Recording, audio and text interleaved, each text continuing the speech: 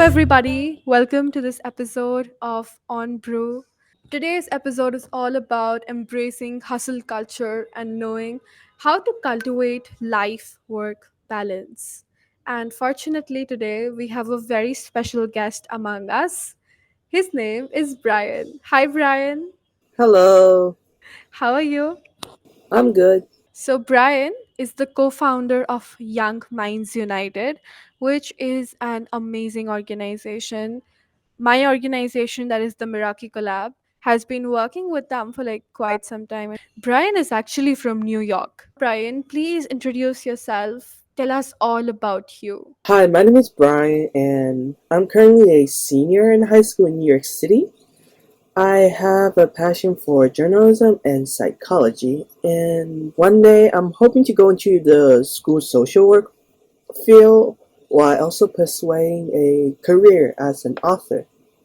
Wow, that's so cool. That's damn cool. Bryan, what I understand is that you're a lot into psychology, leadership, as well as like a lot of academics as well. Let's jump onto today's topic. That is whether or not are we teenpreneurs embracing hustle culture, and what are our 2 cents on cultivating work-life balance. So Bryan, if you had to rate yourself on a scale of 1 to 10 on how good of a life balance you have achieved, what would be your rating? These days, maybe a 4 out of 10. I do too much, so I can actually relate to you on like so many levels as well, because I feel especially as a student who's also running an organization while doing all of this extracurricular stuff, I feel like my work life balance just like goes like up and down, up and down, up and down. I feel like as a student our lives just can't be like a straight line, that's like balanced. While both of us very openly embrace like this concept of grind or hustle, we both also understand that there's like a thin line of when it gets too extreme and starts affecting productivity or our mindset in a negative way, right? yeah, So, Bryan, you live in New York City, right? yeah. And New York City is popularly known as the city that never sleeps, which is just so perfect for you since you talk about yourself like that, like that you hustle so much that you belong in New York. So, what's your experience like, like living in New York, embracing that lifestyle? What's like a general day in your life living in New York like? So you know how New York's like a pretty like lively city. Like there are many community here, and like that's like what make New York City at time like homey. People who normally come to America, their stop often is always New York City because of the fact that like the diversity here and like all these like the city itself can be pretty unpredictable or like abnormal at times. Essentially, the city never stopped for anybody. I'm from one of the smaller cities in India, while you live in like the most like one of the most developed cities of the world. Used to know as like the city that never sleeps. People are like working. People are trying to get to places. When do you think like this sense of productivity become like extreme? So according to me, I feel like I one problem that I personally deal with a lot is burnouts. Like I can have like these waves sometime. So when I'm at the peak of that wave, I am working 15 hours a day. Like I'm not even kidding. I'm working so much. I am hustling a lot, and because I know that that peak is not good. Like no one should be at that peak, like working 15, 16 hours a day, working 17 hours a day is not the solution, like I don't think that that's how you become successful. So what happens is that I'm working like 16 hours a day. I'm working on multiple things. I and I'm such a perfectionist. Like I want to get good grades. At the same time, I want to run an organization, build my skills, and start a podcast and whatnot. That sometimes like staying at the peak for too long can cause like a very sudden drop, which can lead to like a major case of burnout. And what happens in a burnout is that like I usually like the work that I used to love so much, like working on Meraki or studying. I used to love to study. Like that's just so weird. Like we don't hear students say that, but I was a student who used to love studying. Like when I was in seventh grade, I used to read science books just for the fun of it. Like, like a time pass activity. Because like why not? But the problem is that when you're in that burnout, you just don't feel like doing anything. And we, especially teenagers or students, we think that can work 16 hours every day. So when I'm at that peak, I feel like I can just do this. Like this is my thing. Like I can do this amazingly. What I don't understand is that I need breaks. If I don't get that break, I'm gonna go into a burnout, and that burnout is probably gonna last for like a week or 2 weeks or maybe a month. I lose out on so much happiness and so much time, so much energy during a burnout. So I think productivity becomes extreme when we just don't take enough breaks or when we don't reflect on what we're doing. Yeah, I agree. So for me, I think productivity it become extreme when you lose the joy of it. So for me, like I do the things I do because I enjoy them. Like I run a podcast, which is like by the name of City of Knowledge on Spotify, and I run an organization, and it's still part of like many extracurricular like clubs and such. When I lose the joy in the work I do, I essentially like you can say I lose the purpose behind the reason why I'm doing the work I do. I remember I used to like read and write for fun, but these days because I'm so busy with like all these workload, I kind of just stopped reading and doing like writing at all in overall.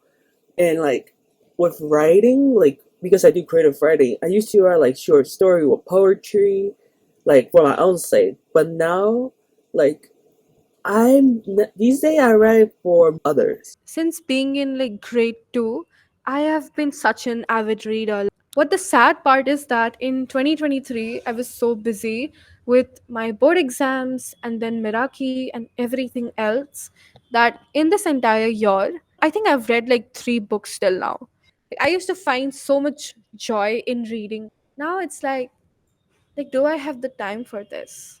Yeah, I definitely agree. Like I remember like few years ago, I was able to read like what is 150 books in a summer, and now I'm like struggling to read like My 10 god. books a year. So my form of work and life balance is like my friends. Some of my friends are like my work friends, people whom I will reach out if it's just like for work.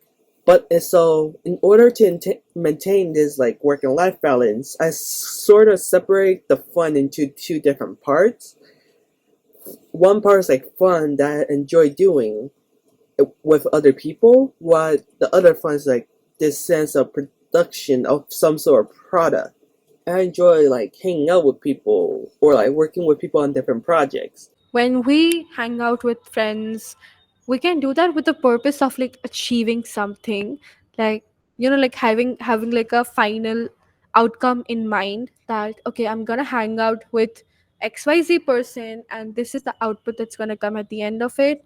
While we should just derive joy from the time well spent, right? So like the outcome should be just having fun, not like maybe finishing a project together. Like of course I think accountability is a great productivity hack. At the same time, I don't think that accountability should come at the cost of friendships. Like your friendship with the person should be more than just being accountability buddies, as in you should just like spending time with another person or like a friend of yours or whoever it is, just because they make you smile, I guess. Like I think sometimes that should be the only reason for hanging out with somebody. Personally, for me, in order to like balance academic and work, I sort of like ensure like everything is done ahead of time. And like because I also work pretty fast, so like I try to schedule everything according to the deadline. Make sure like they don't overlap or like hit each other. As a student, you cannot focus only on one thing. Like that's not achievable, like they'll say that in sophomore year, that is like grade 10th, or in senior year, which is like grade 12th for us, they'll say that just focus on your board exams, excel your board exams, like get a 98, like get a 99. But what they don't get is that if I get a 98 or a 99, is it enough?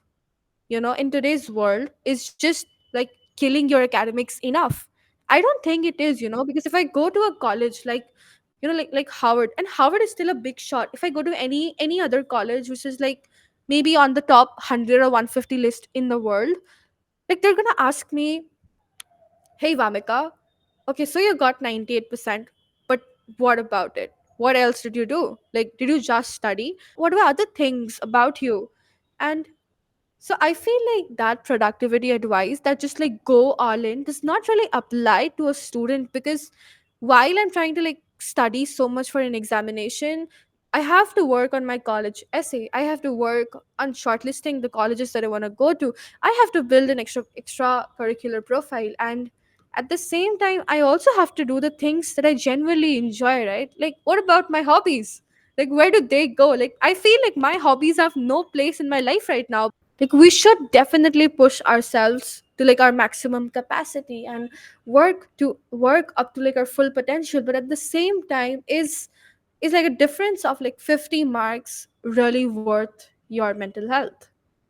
I don't think it is. Let's try to like brainstorm maybe like 5 tips that we can give to our audience, like what is something that you guys can implement, like even if you get an idea that, hey Vamika, I think that this is a great way to avoid this trap of hustle culture or like burnout. Please feel free to like comment in the chat or answer the Q&A if you're on Spotify, and do tell us about it. We would love to know what you guys think. But here is mine and Brian's take on what we think are solutions to avoiding this continuous cycle of peaks and burnouts and hustle culture, and this trap of maintaining a work life balance. Yeah, so for me, I think one thing for sure is to have a support system.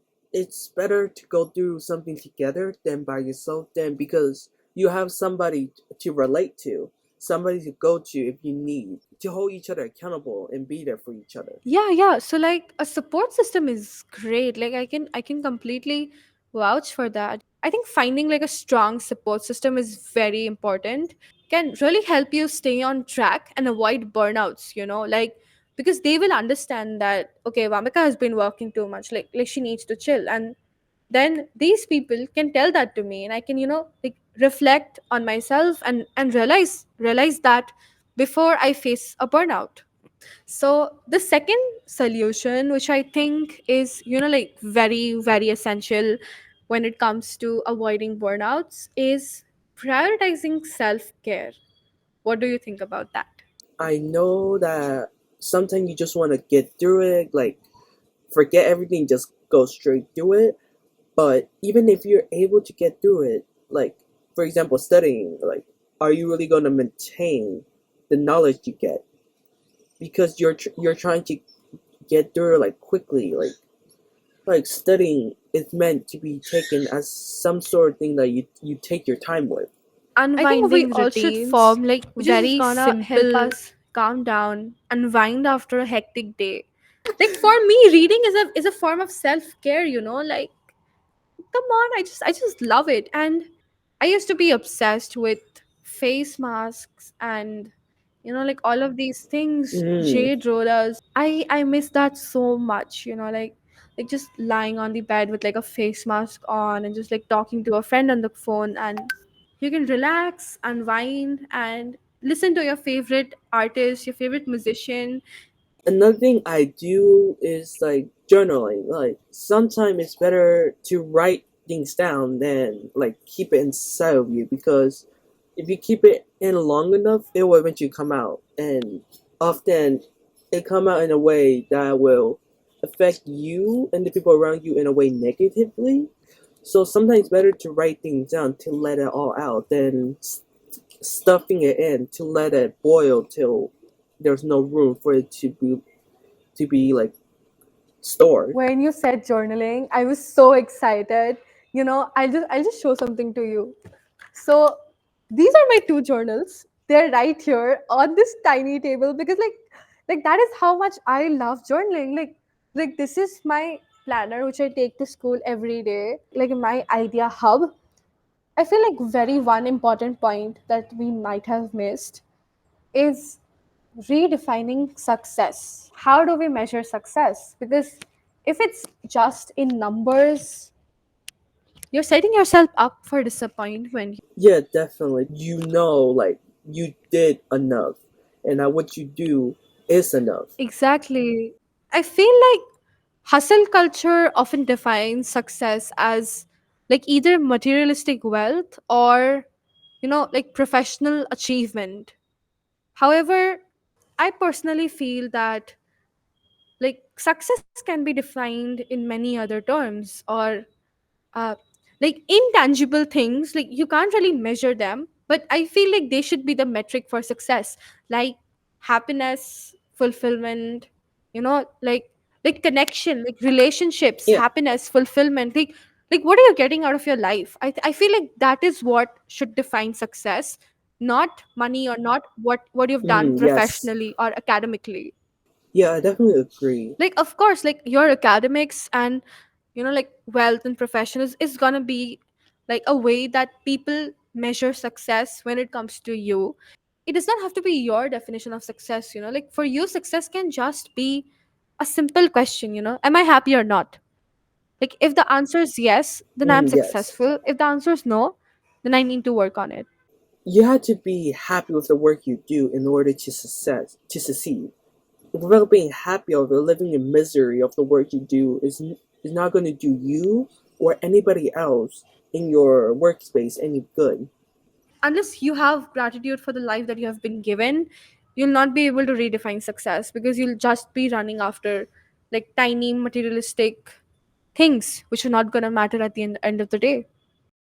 Yes. So to sum up the 5 points that we have listed so far, so we have form your support, have a support group, do self care, like go have a skin routine, go listen to some music. 3, do some of the things that you love. For example, like listening to music, singing, reading. Exactly. Like nurturing a hobby rather. Like I think that's like a great form of avoiding burnout, like just doing a hobby. The fourth point was, Oh, journaling. And then the fifth one, it was redefining success.